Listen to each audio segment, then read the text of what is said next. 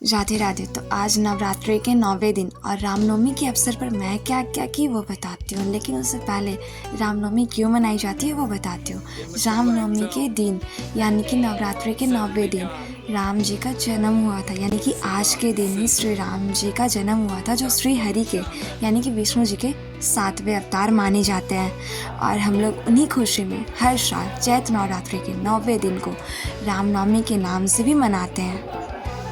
तो फिर मैं सुबह जल्दी उठी आज और फिर मैं नहा धोकर सबसे पहले पूजा की घर में। उसके बाद फिर मैं मंदिर में गई और मंदिर में जाकर पूजा की। उसके बाद मैं देखी कि पंडित जी ना अभी हवन की तैयारी कर रहे हैं, लेकिन अभी हवन होने में टाइम है।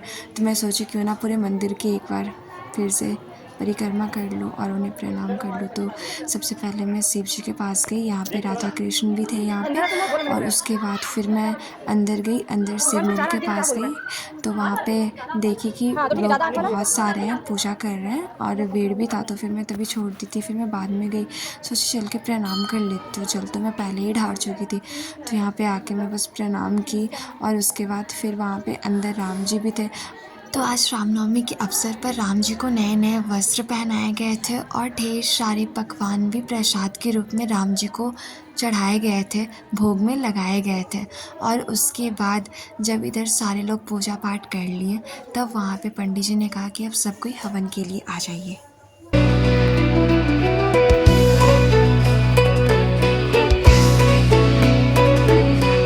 और फिर जब सब पूजा कर लिए तो पंडित जी ने सबको हवन के लिए बुलाया। तो फिर सब यहाँ पे आके हवन के लिए रेडी हैं, बस पंडित जी को हवन स्टार्ट करना था। और जब हवन हो रही थी ना, तो उससे निकलने वाली ज्योत यानी कि जो अग्नि जो थी ना, वो बहुत ज़्यादा ऊपर तक जा रही थी। हम लोगों के फेस पर अग्नि का वो जो ताप होता है ना, वो डायरेक्ट आ रहा था शरीर पे, जिसकी वजह से आंटी ना उसमें थोड़ा थोड़ा पानी भी डाल रही थी, तो अग्निदेव थोड़ा शांत हो रहे थे। तो फिर पंडित जी ने कहा कि आप हुमाद में जो होता है हवन वाला, उसमें गुड़ मिलाया जाता है, तो आप नहीं मिलाए थे। तो शायद आंटी भूल गई थी। तो फिर पंडित जी ने उन्हें कहा कि कोई दिक्कत नहीं है, आप ना खीर मिलाइए। तो जब हवन की सामग्री में खीर मिलाया गया और जब हम लोग स्वाहा फिर किए, मतलब हवन किए, तो फिर अग्निदेव का प्रभाव उतना ऊपर तक नहीं गया जितना कि खीर डालने से पहले जा रहा था। और वो अभी आगे की वीडियो में आप देखोगे ही कि कितने ऊपर तक अग्निदेव के मतलब ये आग जा रहे थे, हवन वाले जोत बहुत ऊपर तक जा रहे थे। फिर जब खीर वाली होमाद की सामग्री डाली जा रही थी आहुति के लिए, तब जाकर अग्निदेव शांत हुए थे।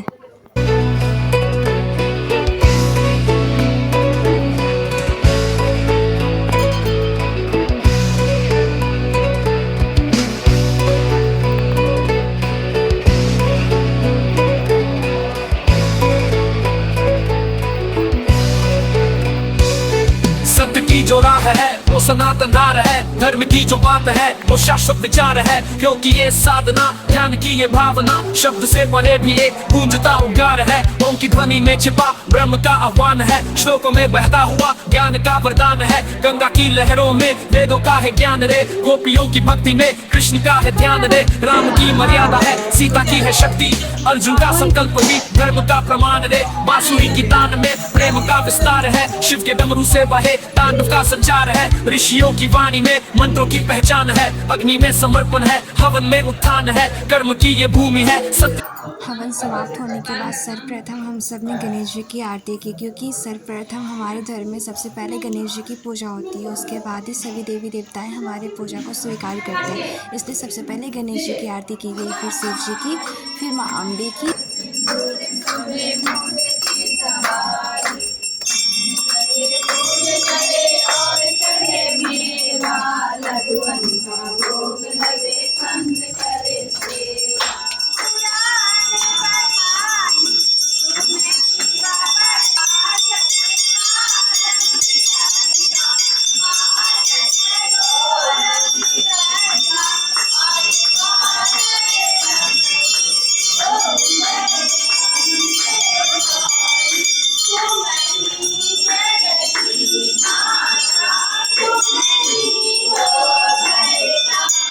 आरती के बाद कन्या पूजन किया गया और पता ही नहीं चला ना कि कब हम लोग आशीर्वाद देने से आशीर्वाद लेने तक का सफ़र तय कर लिए। मतलब हाँ, जब मैं छोटी थी तो मैं भी कन्या खाया करती थी, तो सब मेरे से आशीर्वाद लेते थे, और आज कन्या को खिलाने के बाद मैं उनसे आशीर्वाद ले रही हूँ।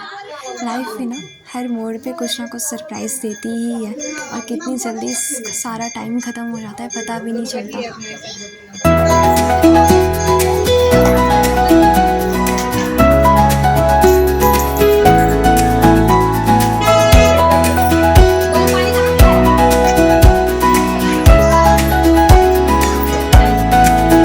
सत्य की जो राह है वो सनातन धार है, धर्म की जो बात है वो शाश्वत विचार है।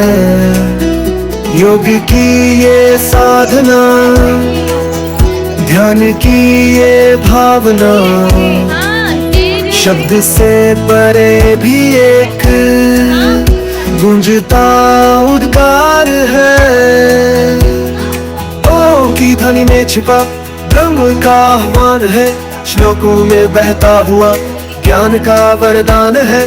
गंगा की लहरों में वेदों का है ज्ञान रे, गोपियों की भक्ति में कृष्ण का है ध्यान रे। राम की मर्यादा है, सीता की है शक्ति, अर्जुन का संकल्प ही धर्म का प्रमाण रे। बांसुरी की तान में प्रेम का विस्तार है, शिव के डमरू से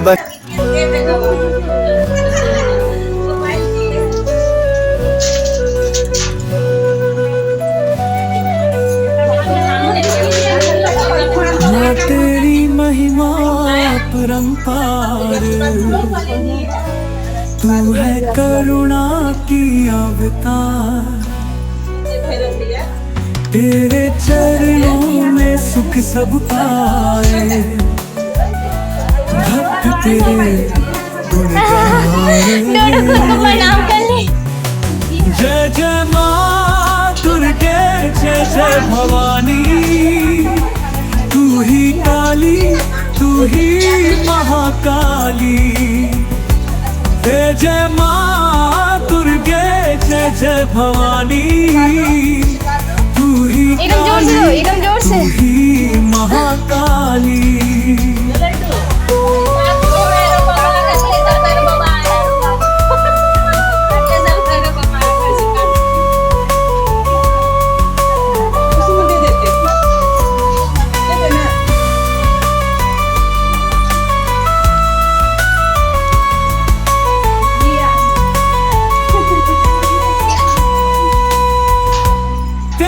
नाम जो ले संकट मिट जाए, तू ही जग की रखवाली। शेर पे सवार लाए तू धरा पर, राक्षसों का किया संहार। तेरी कृपा से दुनिया चले, तेरा नाम ही जीवन आधार। जय जय माँ दुर्गे, जय जय भवानी, तेरा आशीष मिले हर प्राणी। नवरात्र में तेरी आरती गाए,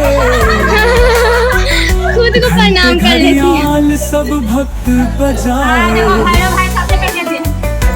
देखिए नोटो का आशीर्वाद, खुद को प्रणाम कर लेती है।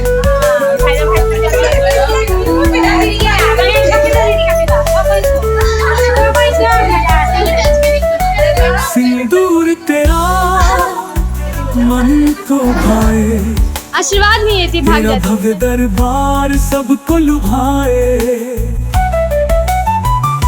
जय जय माँ दुर्गे, हम तेरे दीवाने, तेरी कृपा से कटे सब बहाने। तेरा नाम ही शक्ति का सागर, तेरी भक्ति से हो जाए उजागर।